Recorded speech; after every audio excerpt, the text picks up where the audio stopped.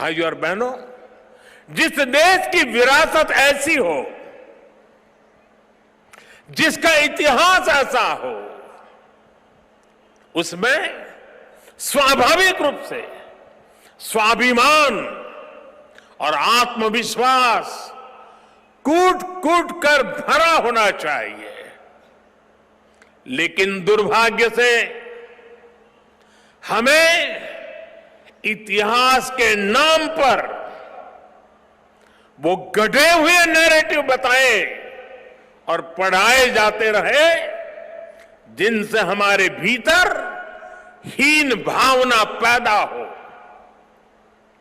बावजूद इसके हमारे समाज ने, हमारी परंपराओं ने इन गौरव गाथाओं को जीवंत रखा।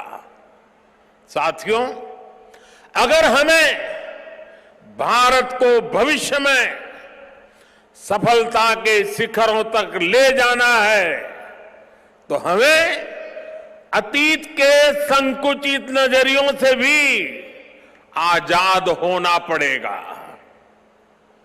इसलिए आजादी के अमृत काल में देश ने गुलामी की मानसिकता के मुक्ति का प्रण फूंका है।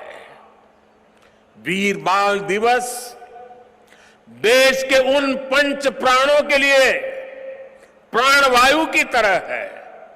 साथियों, इतनी कम उम्र में साहबजादों के इस बलिदान में हमारे लिए एक और बड़ा उपदेश छिपा हुआ है। आप उस दौर की कल्पना करिए, औरंगजेब के आतंक के खिलाफ, भारत को बदलने के उसके मंसूबों के खिलाफ गुरु गोविंद सिंह जी पहाड़ की तरह खड़े थे। लेकिन जोरावर सिंह साहब और फतेह सिंह साहब जैसे कम उम्र के बालकों से औरंगजेब और उसकी सल्तनत की क्या दुश्मनी हो सकती थी। दो निर्दोष बालकों को दीवार में जिंदा चुनवाने जैसी दरिंदगी क्यों की गई? वो इसलिए क्योंकि औरंगजेब और उसके लोग गुरु गोविंद सिंह के बच्चों का धर्म तलवार के दम पर बदलना चाहते थे। जिस समाज में, जिस राष्ट्र में उसकी नई पीढ़ी जोर जुल्म के आगे घुटने टेक देती है, उसका आत्मविश्वास और भविष्य अपने आप मर जाता है। लेकिन भारत के वो बेटे, वो वीर बालक मौत से भी नहीं घबराए। वो दीवार में जिंदा चुन गए, लेकिन उन्होंने उन आतताई मंसूबों को हमेशा के लिए दफन कर दिया। यही किसी भी राष्ट्र के समर्थ युवा का सामर्थ्य होता है। युवा अपने साहस से समय की धारा को हमेशा के लिए मोड़ देता है। इसी संकल्प शक्ति के साथ आज भारत की युवा पीढ़ी भी देश को नई ऊंचाई पर ले जाने के लिए निकल पड़ी है। और इसलिए अब 26 दिसंबर को वीर बाल दिवस की भूमिका और भी अहम हो गई है। साथियों, सिख गुरु परंपरा केवल आस्था और आध्यात्म की परंपरा नहीं है, ये एक भारत श्रेष्ठ भारत के विचार का भी प्रेरणा पुंज है। हमारे पवित्र गुरु ग्रंथ साहब से बड़ा इसका उदाहरण और क्या हो सकता है। इसमें सिख गुरुओं के साथ साथ भारत के अलग अलग कोणों से 15 संतों और 14 रचनाकारों की वाणी समाहित है। इसी तरह आप गुरु गोविंद सिंह जी की जीवन यात्रा को भी देखिए। उनका जन्म पूर्वी भारत में पटना में हुआ।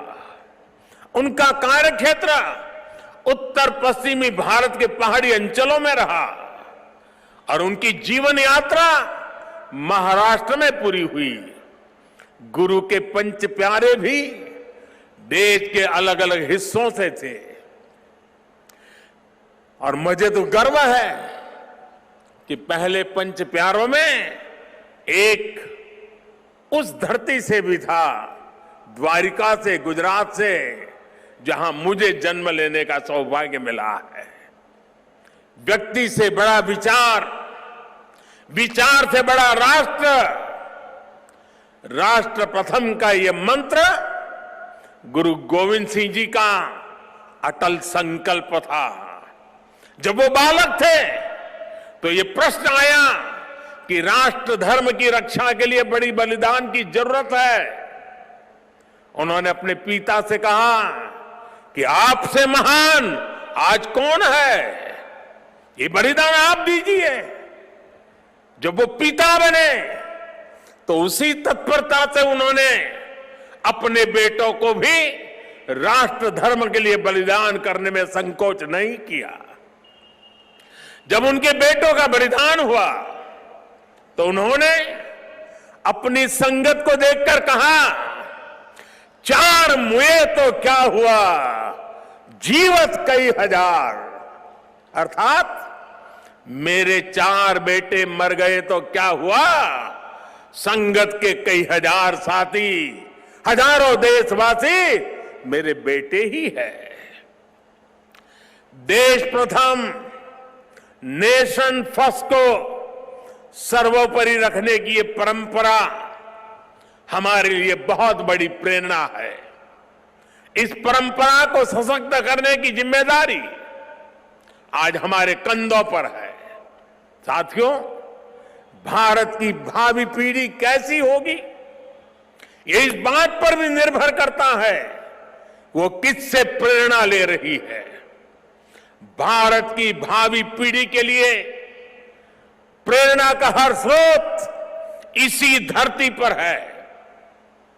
कहा जाता है कि हमारे देश भारत का नाम जिस बालक भारत के नाम पर पड़ा वो सिंहों और दानवों तक संहार करके थकते नहीं थे।